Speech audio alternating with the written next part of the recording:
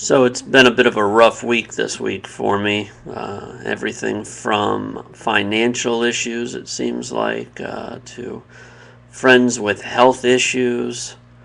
Everybody seems to have issues. There's been so many people I've met with recently that have been so injured and hurt by the church and people within the church that they've seemed to have brought that into their relationship with God to say, well, this is who God is because this is who his people are. And I think overall, these things have just been weighing on me this week and aggravating me. And the more I looked at my situation and the situation of those that I care about, the more I continued to be aggravated. The more I looked at self, the more the cycle of self and the aggravation of situations and sins and going back to that old dog vomit that I'd left behind so many times seemed to be cyclical for me, seemed to totally get me off of track, totally thwart God's purposes for the love that he has and who I am in him. It's that way with self-focus for anything, I think.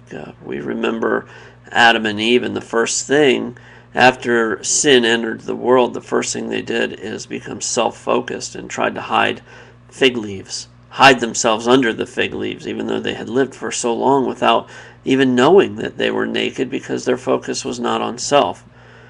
So what does God want from us when we continue in that pattern? Well, like any good father, he wants us to know the riches that we have in Christ, all who we are in Christ. And I think more than that, he wants us to know his love for us, even in the worst of situations. I remember back in my more religious days, let's just say, that I would almost think of myself as a better father than God. I would look and say, oh, if my behavior, especially in a hard week that I've had this week, if my behavior didn't line up, then God would be far, far away, and almost put his hand over my face saying, yeah, Dave, you've broken fellowship with me. Well, oh, there you are. Oh, you've broken fellowship with me, Dave, and now we can't have fellowship. And that's just not true at all. See, God is close to the brokenhearted.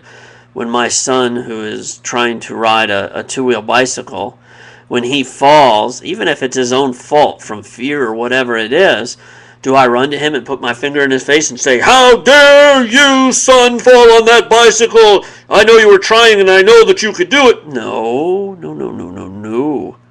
That would be ridiculous. As a matter of fact, you might want to call DCF on me if that was how I handled it.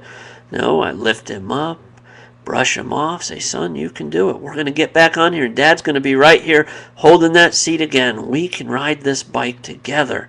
We can do it. I love you, and I know you're hurting right now. I'd be hurting too if I'd gotten bruised up and beat up. But I love you, and I'm going to continue on this journey with you, teaching you to ride this bike.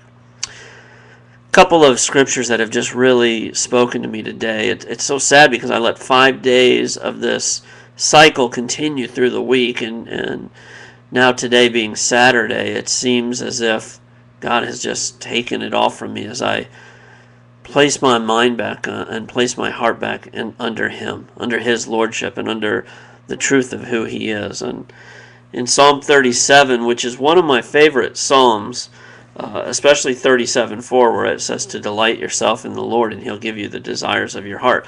And that is what I started doing today, just delighting myself in him, understanding who he is and how minuscule I am. And yet, in his eyes, I'm so valuable that he gave his only begotten son for me. I love what else it says in this psalm. It says to be still before the Lord and to wait patiently on him. Then the ESV gives this little 3-word phrase throughout this psalm. It says, fret not yourself. Fret not yourself. You have a Father that loves you, that is willing to pick you up, brush the dirt off, and get you back on this journey of grace with him. It's a wonderful thing, and it's a wonderful security that we have in Christ. I thank you guys for watching and hearing a little bit about my week this week. And to my good friend Leonard, Reese is out to you. Bye-bye.